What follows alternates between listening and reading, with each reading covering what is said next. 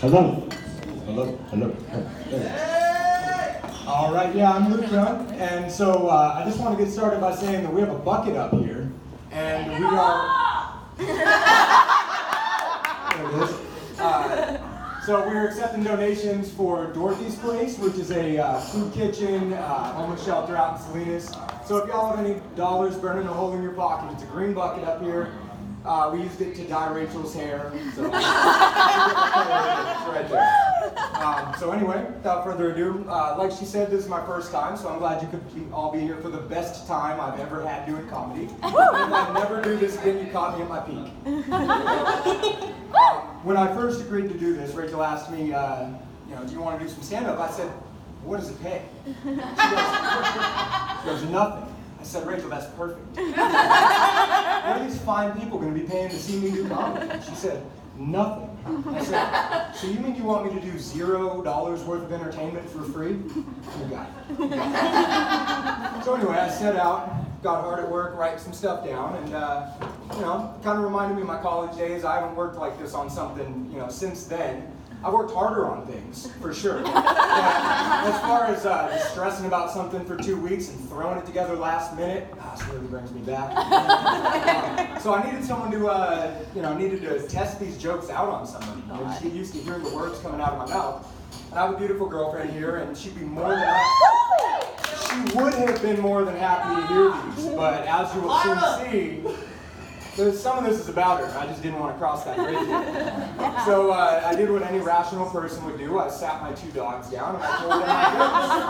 I was like, I got to tell you guys, I'm not sure if these are jokes for people, but they get mixed reviews for dogs. If the stats hold up, half of you are going to walk out in a minute. The rest of you will be licking yourselves 2 jokes. You just will. Anyway, had to put the dogs to work. It's 2019. Dogs have jobs now. So you can't get away with just being a dog. We have dogs. We have jobs for dogs for everything. Some of them are supporting us emotionally. They have dogs that can detect breast cancer with just a couple sniffs. My least favorite of all the dog jobs are drug sniffing dogs. I gotta give them some credit. They don't know the damage that they do when they sit down next to my luggage. They don't know I'm going on a government vacation. They just know that they love that sweet smell of cocaine and the little scratches they get behind the ear afterwards. But see, that's the part to me that's the most brutal about the whole deal, is that they have to wear a vest that says, "Don't pet me, I'm working." How pissed would that dog be if you knew what his vest said? That's a dog's favorite thing. That's how they got their nickname. And, the only thing I could think of that would be the human equivalent is the blowjob. I would not wear a vest that said, "Don't blow me, I'm working." I got some shitty notes here. So anyway, it's 2019. We have a ton of weird jobs. There's like 1,000 ways to make money in this world. We have social media influencers. We have bloggers. My favorite of the weird jobs is by far the English teacher. Now, hear me out. I was talking to my neighbor the other day, and I said, "Hey, what's Katie doing?" Katie's his daughter, and he said, "Oh, she's teaching English over in China." I said, "I didn't know Katie knew Mandarin." He said, "Oh, she doesn't know any Mandarin. They just send them over there. They want people that don't know the language at all, so the kids have to learn it." How imperialistic is that?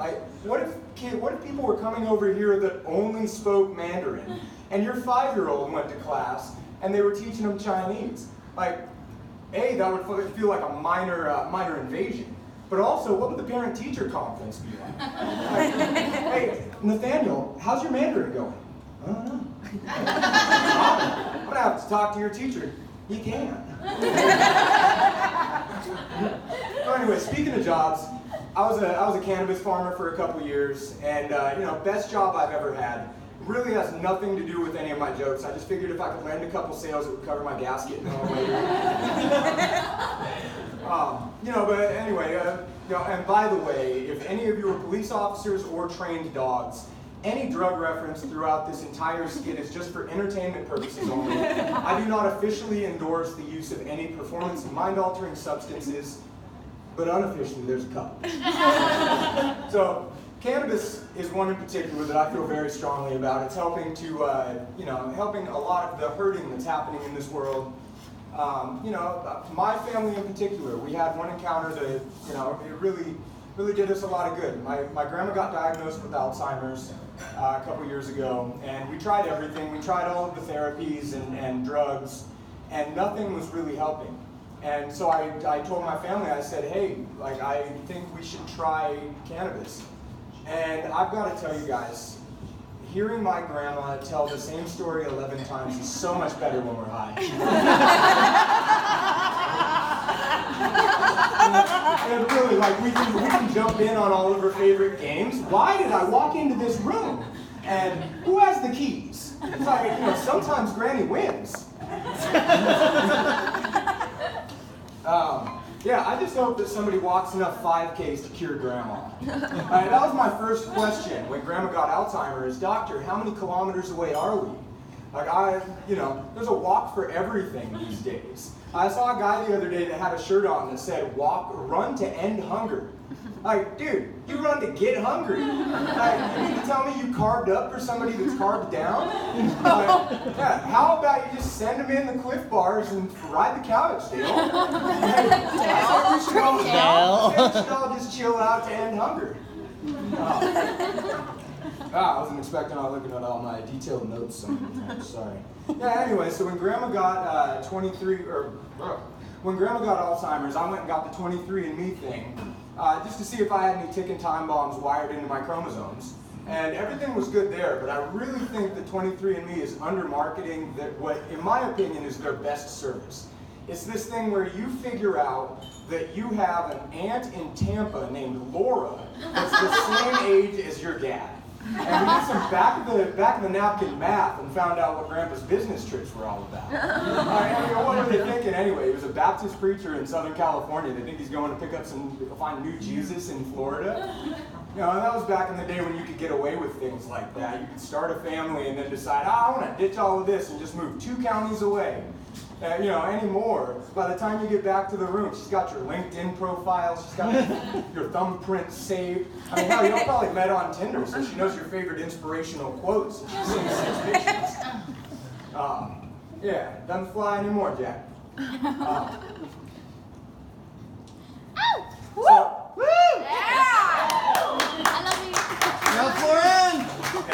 Anyway, so I've been trying to get healthier. I've been trying to eat better since all of that came up. And it's hard though, because there's so much information out there, and you have no idea what's the right stuff. All of it just feels like somebody made it up so they could write a book. And you got people that are only eating vegetables, and some people are only eating meat. And my favorite of the whole deal is paleo. Now, the paleo folk are telling us that we need to eat like our Paleolithic ancestors. That food that we haven't evolved, but our food has. Our ancestors, the ones that used to bury meat in salt to keep the worms from getting it, they used to have, their teeth were ground up from having rocks in their corn. Our ancestors didn't want to be paleo, that's why they invented cows and peanut butter. Our ancestors were going for that modern thing. Anyway, I think the issue, knowing nothing about the issue, I think the issue is that we have never had to confront having all of this abundance of resources and time, and we're just bored in general. I think that they're coming up with new foods every day because we're bored of the old food.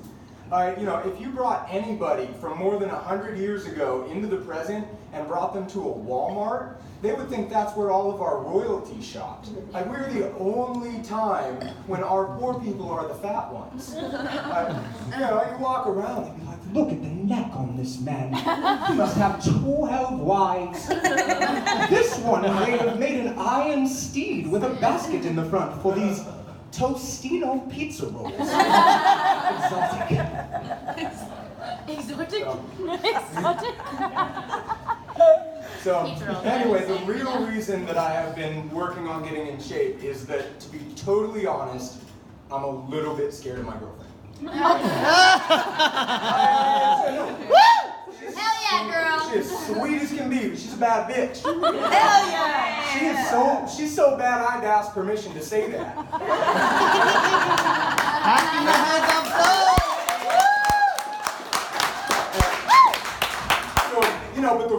But one of the main issues is that she has this new hobby of listening to murder podcasts. And, she listens to all of them. She's got My Favorite Murder, Criminal Minds, OJ's I Did It and So Can You.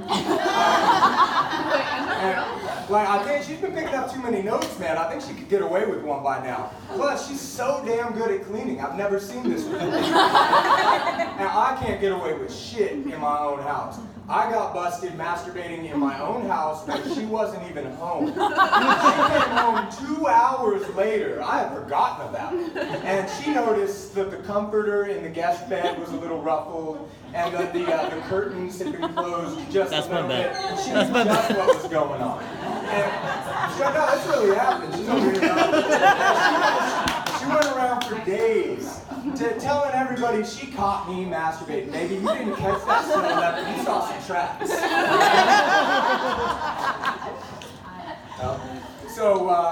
Anyway, guys, I wanted to end with something because I have a microphone in my hand. I feel like I should say something worthwhile, motivational. And I thought I would bring something up that was about following your dreams. And guys, I'm here today to tell you, don't do it. I've always wanted to be a stand-up comedian. I had to give up a Wednesday for this, and then 10 minutes of a Friday. And you guys just get to watch. If you don't follow your dreams, someone else will, and you get to watch them. Thanks, guys.